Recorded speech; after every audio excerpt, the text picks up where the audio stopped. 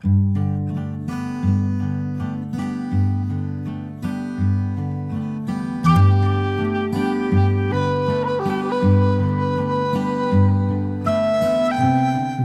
খাওয়া দাওয়ার পর সরলজির সঙ্গে এসেছি এ জায়গায়। চারপাশে সবুজ পাহাড় আর মাঝখান থেকে বয়ে চলেছে রুমডুম নদী।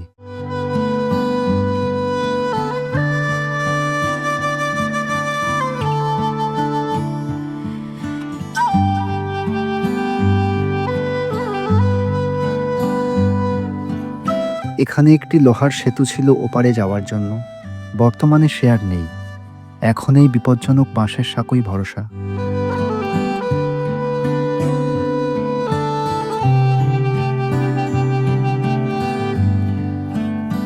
সাঁকো পেরিয়ে এপারে আসলাম।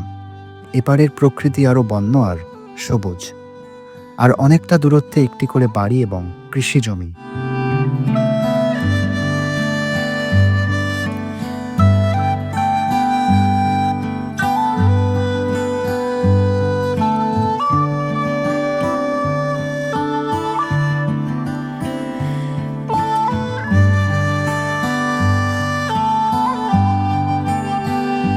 কখনো বাঁশবাগান, আবার কখনো অল্প বিস্তর ঝোপ জঙ্গল। এইসব পেরিয়ে আরো ওপরের দিকে উঠছি।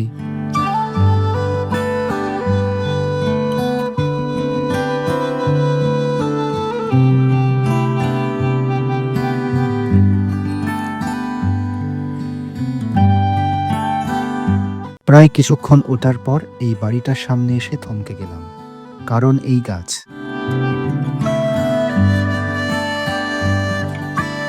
এটা কফি গাছ। আমি চা গাছ আগে দেখেছি, কিন্তু কফি গাছ এই প্রথম।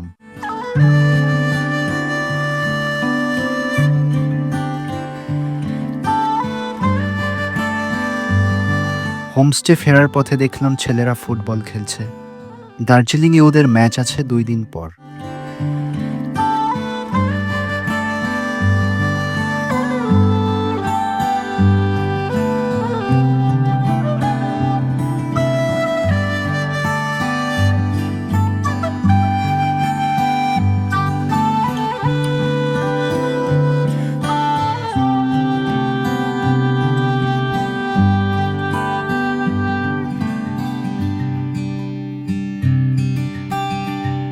এটা সরলজির বাড়ি এবং হোমস্টে।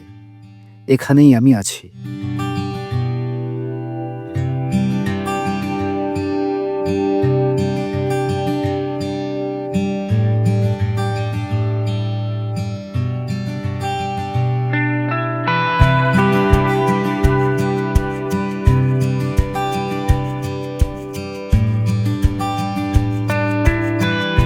চারিদিকে সবুজ গাছগাছালি, আর তার সাথে অজস্র ঝিঝি পোকার ডাক, আর তার মাঝে দোচালা রঙিন কাঠের হোমস্টে।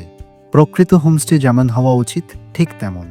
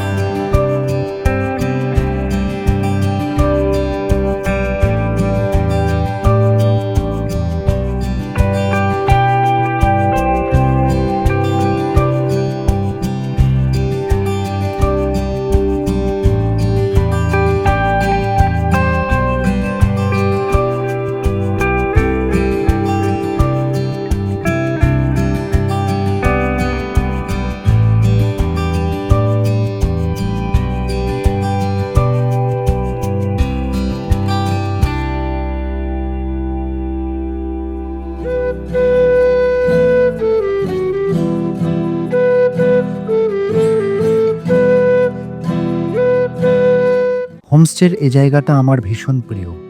খড়ের ছাউনি দেওয়া চারচালার নিচে বসার জায়গা, অনেকটা সেই পুরনো দিনের বৈঠকখানার মতো।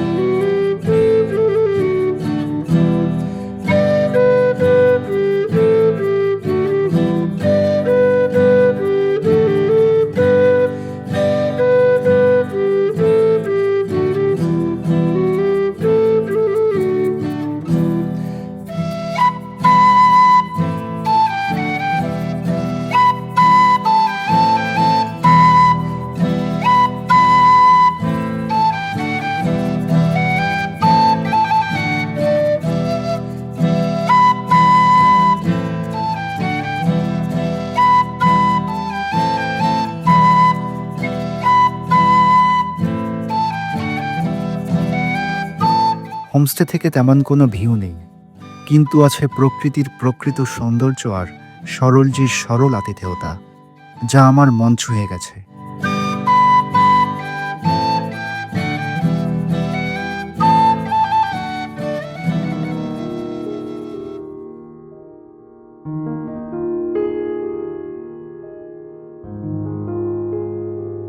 সরলজির মেয়ে ইভিয়ানা, ওর নামেই হোমস্টের নাম রেখেছেন ইভিয়ানা হোমস্টে।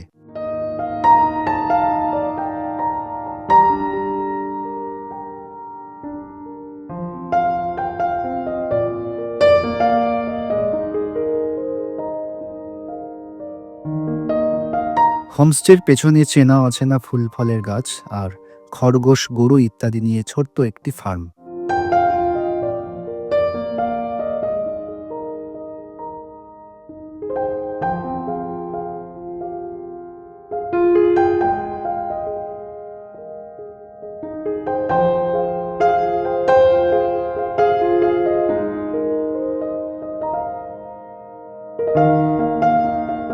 গ্রামের প্রায় সব জায়গাতেই চোখে পড়ছে পেয়ারা গাছ।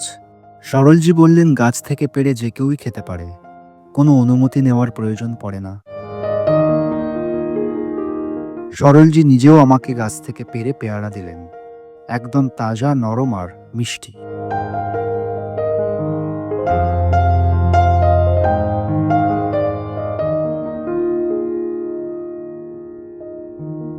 এটা পাহাড়ি ট্রেডিশনাল রান্নাঘর।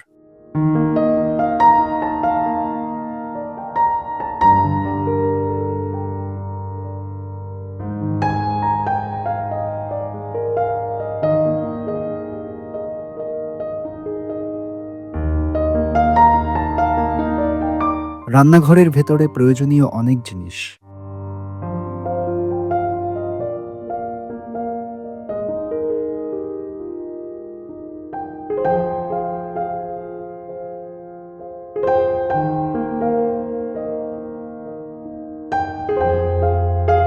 অতিথিরা চাইলে এই মাটির চুলায় কাঠের আগুনে রান্না করা খাবারের স্বাদও নিতে পারেন।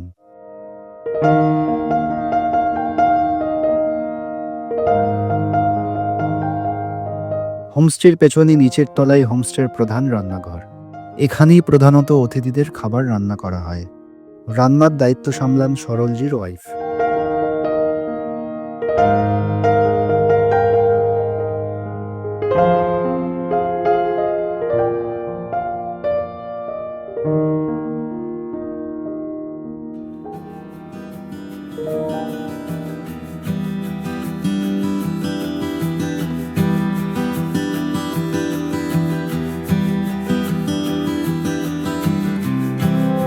আজ দুপুরের খাবারে আছে চিকেন, ভাত আর বিভিন্ন ভাজাভুজি। আমি অন্যান্য হোমস্টেতে দেখেছি দুপুরের খাবারে প্রধানত ডিম ভাত পরিবেশন করতে, কিন্তু এখানে পেলাম মাংস, বেশ ভালো। খাবারের স্বাদ একদম বাড়ির মতোই। শিলিগুড়ি থেকে মাত্র ৭৮ কিলোমিটার এবং দার্জিলিং থেকে মাত্র ১০ কিলোমিটার দূরত্ব এই জায়গার। রিজার্ভ গাড়িতে খুব সহজেই এখানে আসা যায়। শেয়ারে আসতে হলে শিলিগুড়ি অথবা এনজেপি থেকে দার্জিলিং, তারপর দার্জিলিং থেকে বাদামতাম। তবে গাড়ি হোমস্টে আসার ১ কিলোমিটার ওপরেই নামিয়ে দেয়। এই ১ কিলোমিটার সরলজি নিজের মোটর বাইকে নিয়ে আসেন হোমস্টে পর্যন্ত।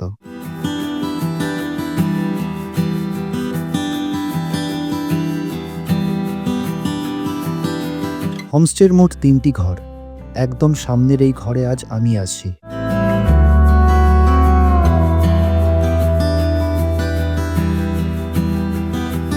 মাঝারি সাইজের খুব পরিষ্কার ছিমছাম একটা ঘর। 2টি বিছানা সহ টুকটাক প্রয়োজনীয় জিনিস সবই রয়েছে। ঘরে একটা জানালা আছে বটে, তবে সেই জানালা থেকে শুধুমাত্র বাইরের উঠোনটুকুই দেখা যায়।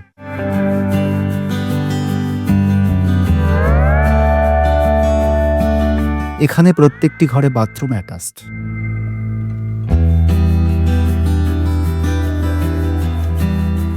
হোমস্টের একটিমাত্র ঘর থেকেই পাহাড় আর জঙ্গলের ভিউ পাওয়া যায়। আপাতত সেখানে অতিথি রয়েছেন। হোমস্টের ফোন নাম্বার এবং খরচ স্ক্রিনে দিয়ে দিলাম। ভিডিওটি কেমন লাগলো কমেন্ট করে অবশ্যই জানাবেন, আর সাথে চ্যানেলটি সাবস্ক্রাইব করতে ভুলবেন না। দেখা হচ্ছে পরের ভিডিওতে অন্য কোনো অজানা গ্রামের গল্প নিয়ে। সবাই ভালো থাকবেন, সুস্থ থাকবেন।